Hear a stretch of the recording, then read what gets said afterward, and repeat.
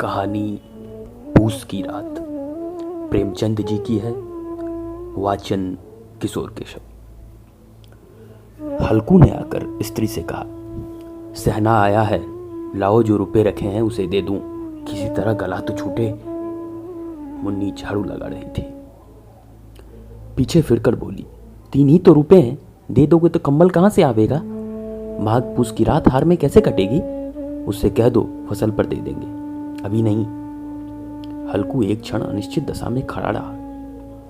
पूस सिर पर आ गया। कम्बल के बिना हार में रात को वो किसी तरह नहीं जा सकता, मगर सहन ना मानेगा नहीं, घुड़कियां जमावेगा, गालियां देगा।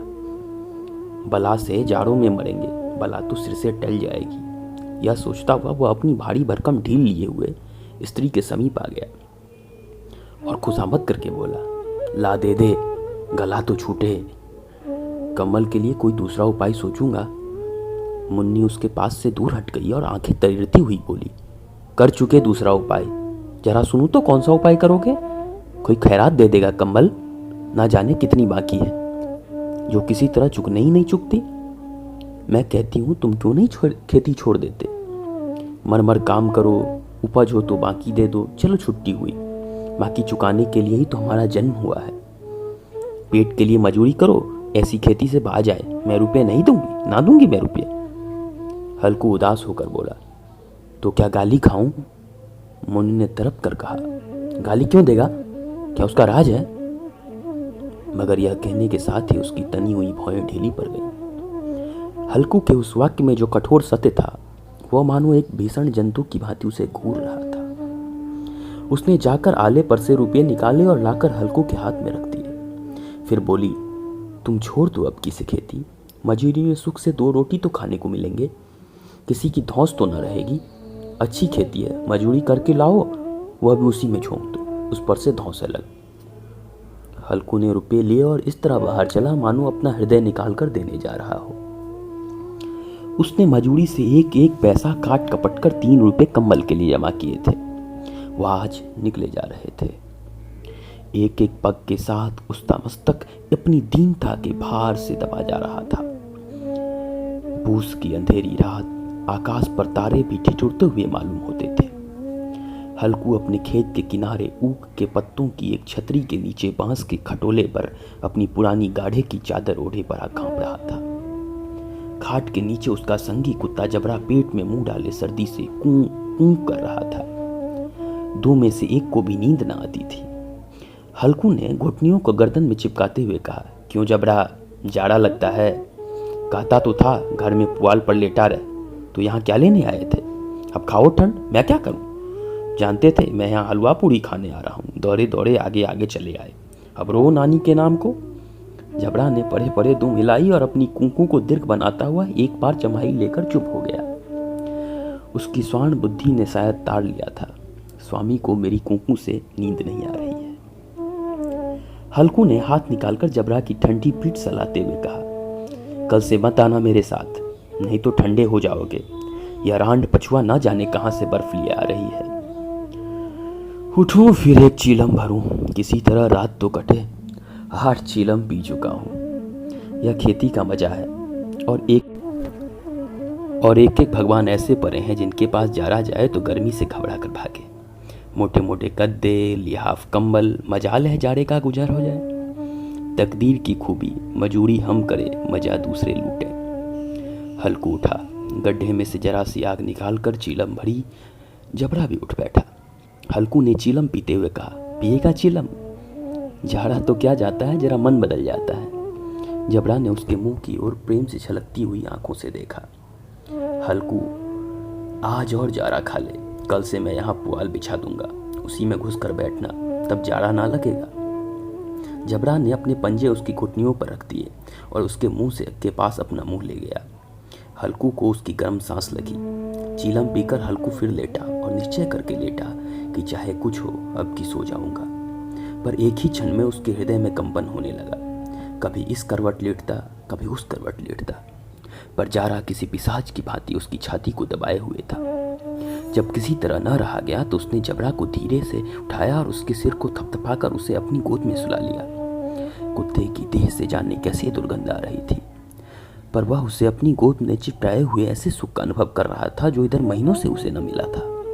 जबड़ा शायद यह समझ रहा था कि स्वर्ग यही है, और हल्कू की पवित्र आत्मा में तो उस कुत्ते के प्रति घृणा की गंध तक नहीं थी।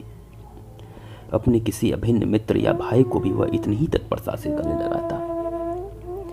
वह अपनी दीनता से आहत न था जिसने आज उसे इस दिशा को पहुंचा दिया है। नहीं, इस अनोखी मैत्री ने जैसे उसकी आत्मा के सब द्वार खोल दिए थे और उनका एक एक अणु प्रकाश से चमक रहा था। सहसा जबड़ा ने किसी जानवर की आहट पाई। इसी विशेष आत्मीयता ने उसे एक नई स्फूर्ति पैदा कर दी थी जो हवा के ठंडे झोंकों को तुच्छ समझती थी। वह झपट कर उठा और छपरी से बाहर आकर फूंकने लगा। हल्कू ने उसे कई बार चुमकार कर बुलाया, पर वह उसके पास न आया। हार में चारों तरफ दौड़ दौड़ कर भूखता रहा। एक क्षण के लिए आ भी जाता तो तुरंत ही फिर दौड़ता। कर्तव्य उसके हृदय में अरमान की भांति उछल रहे थे। 1 घंटा और गुजर गया। रात ने शीत को हवा से धतकाना शुरू किया। हल्कू उठ बैठा और दोनों घुटनों को छाती से मिलाकर सिर को उसमें छिपा लिया। फिर भी ठंड कम न हुई। ऐसा जान पड़ता था सारा रक्त जम गया हो, धमनियों में रक्त की जगह हिम बह रहा हो। उसने झुककर आकाश की ओर देखा। अभी कितनी रात बाकी है। सप्तर्षि अभी आकाश में आधे भी नहीं चढ़े हैं। ऊपर आ जाएंगे तो कहीं सवेरा होगा। अभी पहर से ऊपर रात है।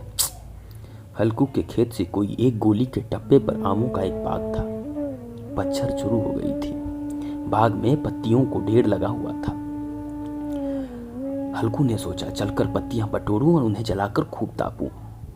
रात को कोई मुझे पत्तियां बटोरते देखे तो कोई समझे भूत ही है। कौन जाने कोई जानवर ही छिपा बैठा हो। मगर अब बैठा नहीं रहा जाता। उसने पास के अरहर के खेत में जाकर कई पौधे उखाड़ लिए और उनका एक झाड़ू बनाकर हाथ में सुलगाता हुआ उपला लिए बगीचे की तरफ चला। जबड़े ने उसे आते देखा तो पास आया और दुम हिलाने लगा।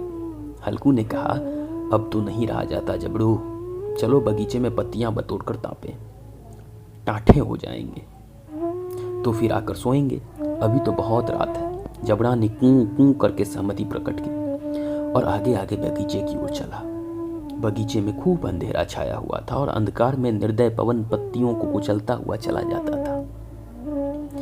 वृक्षों में ओस की बूंदें टप टप नीचे टपक रही थीं। एकाएक एक झोंका मेहंदी की फूलों की खुशबू लिए आया। वह खुशबू बहुत अच्छी थी।